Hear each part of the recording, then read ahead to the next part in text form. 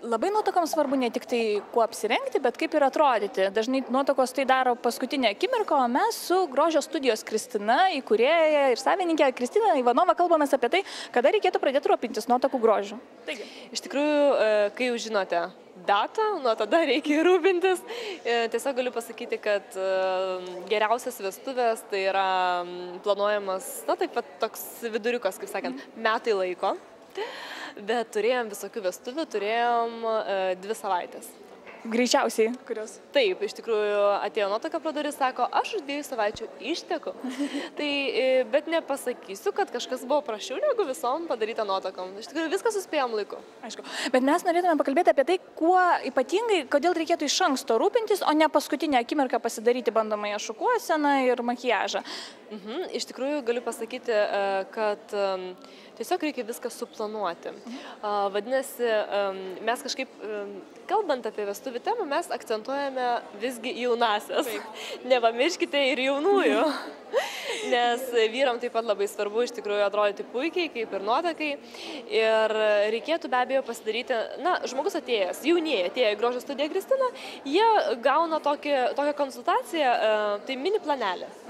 Mini planelį, kada reikėtų apsilankyti procedūrom. Tai yra veido, pavyzdžiui, valymas, kūno masažas, įvairiausios procedūros kūnui, plaukam. Tai yra stiprinimas, kad jie atrodytų gražus, blizgus, kirpimas parenkamas, dažymas, taipogi ir moteriam, ir vyram. Ir iš tikrųjų tas stilius sukuriamas.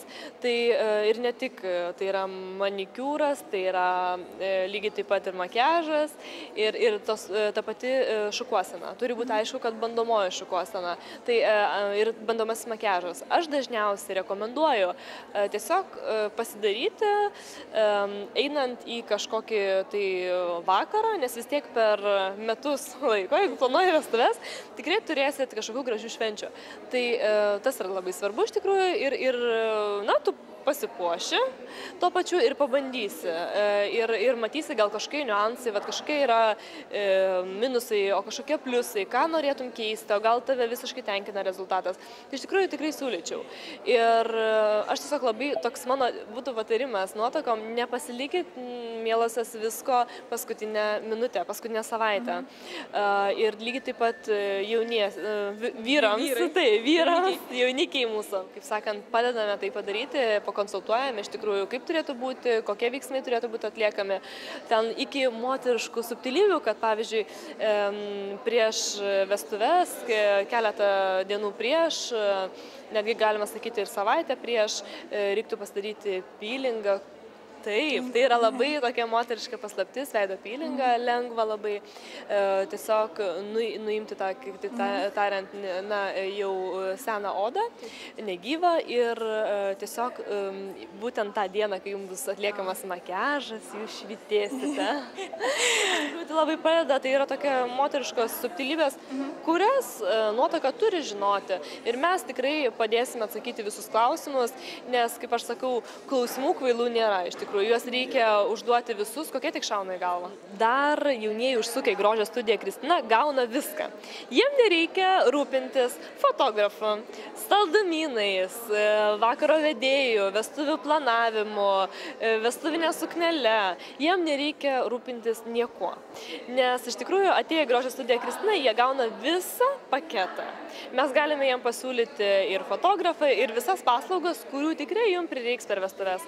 Tai iš tikrųjų labai taip kompaktiška ir tikrai jaunieji lieka patenkinti šitą paslaugą, o mes bendradarbiaujame tik su pačiais geriausiais. Ačiū Jums labai. Ačiū.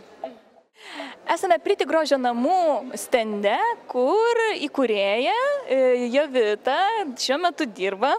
Labą dieną. Labą dieną. Ir dažo vieną būsimą nuotaką, turbūt. Bandomąjį. Puošite, darote bandomąjį makiažą? Darome makiažą, o ar bandomąjį ar ne, tiesiog darom tikrą makiažą. O nuotaka išteka pajūry, tai žiūrėsim, aišku, gal nebus to tikrojo, tai tikrą dieną, bet čia mes darom makiažą tikrą. Ar būtina darytis bandomąjį makiažą? Kai kurios bando sutaupyti ir galvoja, kad čia toks, išvengsiu.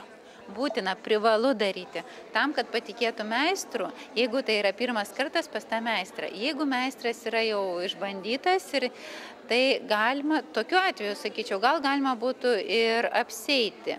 Bet jeigu, žinai, nori pasitikrinti kažkokį galbūt naują būdą, ne tokį, kaip jau darėsi pas tą meistrą, tai būtina bandoma, nes kiekvienas atvejis jis yra unikalus, kitoks. Ir tą dieną, kada jau tu jau nebeturi laiko išbandymam ir nenori neigiamos emocijos, tai privalu. Tai kiekvieną turim save mylėti, gerbti ir skirti kuo daugiau meilės savo. Jeigu mes mylėsim save, būsim laimingos, tai visi kiti aplinkui bus tik laimingi. O Lietuvos nuotakas, ar reikia stabdyti, kad jos neprašytų kuo ryškesnio, ar kaip tik jos per blankiai nori? Kokie pageidavimai? Žinote, per darbo patirtį, tai visos nuotakos yra individualios, visos unikalios, kaip ir kiekviena moteris apskritai yra unikali, individuali, išskirtinė. Tai ir nuotakos, kiekviena turi savo viziją, savo vestuvių viziją, savo visos vizualizacijos, viso įvaizdžio. Ir kaip ir kiekviena moteris, sakiau, yra išskirtinė, viena jinai mėgsta labai nuosaikų makiažą, tai gali būti labai gražus, elegantiškas, dieninis, bet nestiprus. Ir kita gali mėgsta tikrai ryškų, netgi gal ir tikrą dūminį, ir tai nesikerta su jos vizualizacija. Tai čia yra paliekam tiek spręsti jau kiekvienai asmenybei, ko jinai nori, kaip jinai nori tą dieną atrodyti, kaip jinai nori patikti savo išrinktajam. Tai čia, žinokit, nėra griežtų taisyklių, nėra kažkokių reglamentų, viskas yra priklauso nuo poros. O vestuvinį makiažą kiek reikia derinti prie vestuvinės suknelės, puokštės, batelių? Ar reikia? Makiažą reikia derinti prie visko. Pirmiausia, prie moters, prie veido. Čia jau kas be ko, prie veido spalvos, odos spalvos, akių spalvos. Ir viskas turi taip pat prie šukuosenos, prie suknelės, prie puokštės, prie batelių. Viskas yra svarbu. Turi būti bendra stilistika, bendras įvaizdis ir negali būti šukuosena iš vieno stiliaus makiažas. Tai yra viskas visumoje. Labai svarbu. Ar galima tendencijas kažkokias išskirti kitiems metams, ar makiažui tai negalioja? Makiažas tikrai negalioja, kadangi makiažui yra tendencijos, naujos tendencijos, jos skirtos daugiau klubiniam, sakykime, teminiam, bet nuotaka, vestuvės tai yra tikra klasika. Ir čia yra pagrindiniai tie klasikiniai makiažo technikos pagrindinės, jos priartinamos tam tikrai personaliai ir įsiklausant jos lūkesčius. Tai vis tiek yra naudojama į vieną makiažą, tu gali sudėti kelis aišku, gali būti Marilyn Monroe skaistus su raudonom lūpom, gali būti klasikinis ir klasikinis dūminis. Tai čia naujoviškų tendencijų, nebent vėlgi vestuvės yra ultramodernios, tai vyksta tam tikra stilistika ir makiažas turi būti priartintas prie tos tematikos, prie tos stilistikos. Gali būti labai wow, crazy, kažkas išskirtinio, tai vėlgi makiažas tada atitiks tendencijas, bet jeigu tai yra klasikinės vestuvės, balta ilga suknelė, elegantiška, tai tada jau turi viskas visumoje būti, nesikirsti su tuo. Kartais nuotaikos makiažas, žinau, darosi jau net 6-7 ryto, jeigu dar vestuvės vyksta toliau. Kaip jį išlaikyti visą dieną iki vakaro? Tai gerai, jeigu 6 ryto, o žinokit, būna ir 4 ryto darosi ir atvažiuoja specialiai, taip, meistrai, tikrai geri meistrai, profesionalai yra labai užimti. 5-6, tai jeigu nori pas tam tikrą meistrą, tai gali tekti netgi gal ir iš Ignalinos, iš Varėnos ir 4 ryto atvažiuoti. O tam, kad išlaikyti makiažą, yra fiksažai. Ir vėlgi profesionalus makiažas, jisai skiriasi tuo, kad naudojamos išskirtinai profesionalaus makiažo priemonės, kurios turi daug pigmento, kurios išsilaiko ir gali nevalyti makiažo, gali parą išbūti. Jeigu tai yra profesionaliai atliktas, profesionaliomis priemonėmis, jomis negalima dažytis kiekvieną dieną.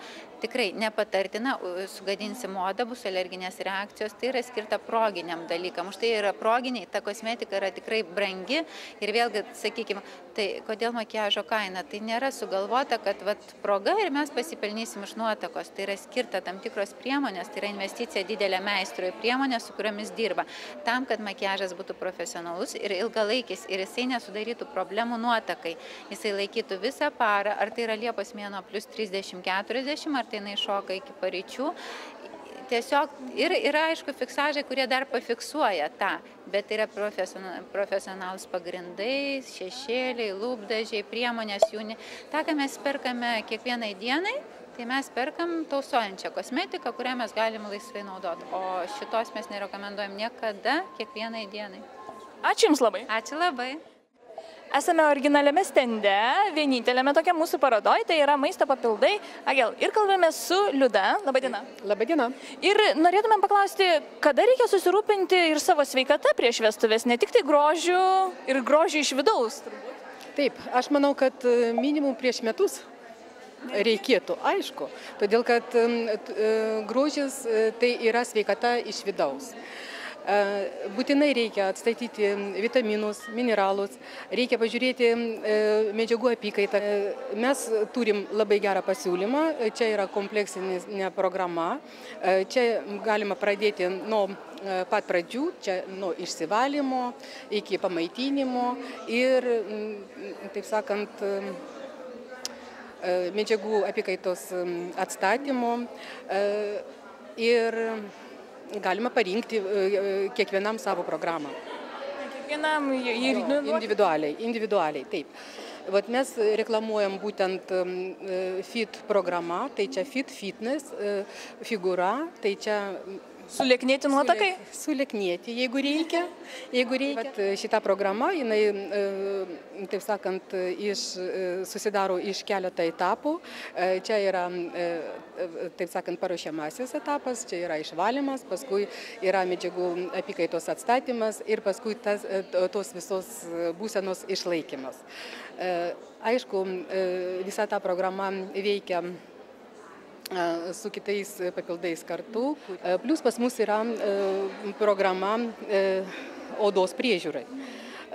Kartu su maisto papildu, kuris vadinasi GLO, mes galim, taip sakant, padėti ir išspręsti ir odos problemas. Ten spuogai visokie ten ir taip toliau. Sakysim, pigmentinės dėmės, mes tą galim padaryti, taip sakant, su savo preparatais. Šita visa produkcija yra natūrali, jinai yra iš Amerikos ir jinai yra sertifikuota. Tai prašau. Ačiū Jums labai. Kalbame su visažiste Vaida Venskutė, gerai pažįstama daugelį nuotakų turbūt Vilniaus. Ir labą dieną. Labą dieną. Norėtumėm sužinoti apie nuotakos grožį.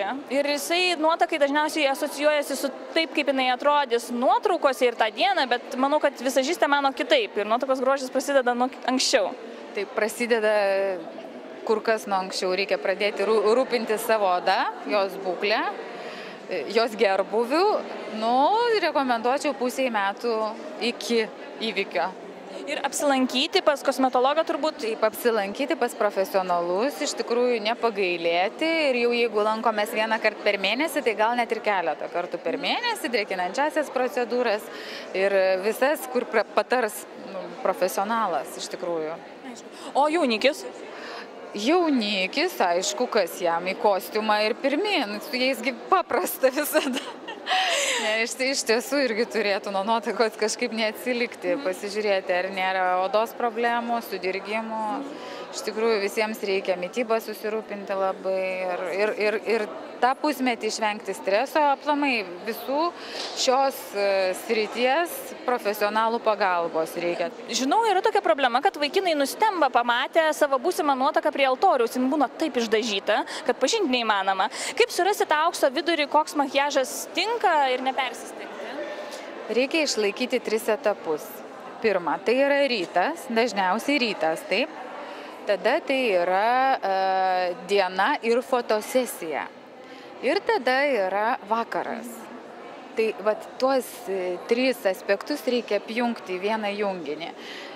Ir nenutolti nuo savo esmės. Tai yra, kad, nežinau, yra mados tendencijos be abejonės, bet jų vaikytis reikėtų atsargiai.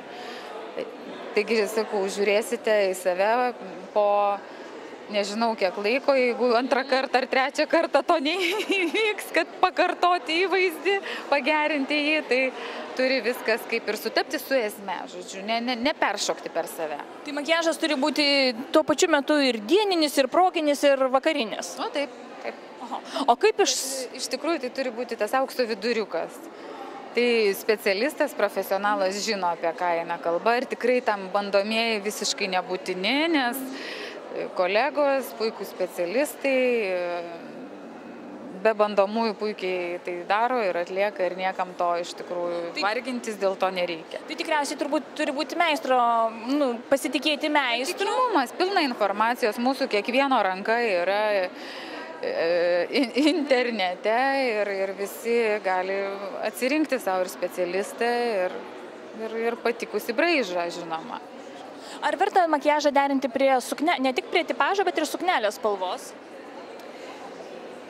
Na, žinot, reikia žiūrėti, koks bus rūbas, ar bus vienas, ar bus keli tie rūbai. Iš tikrųjų, ar keisit, ar nekeisit. Na, suknelės spalva, jinai dažniausiai būna tame rajone baltos, ar ne?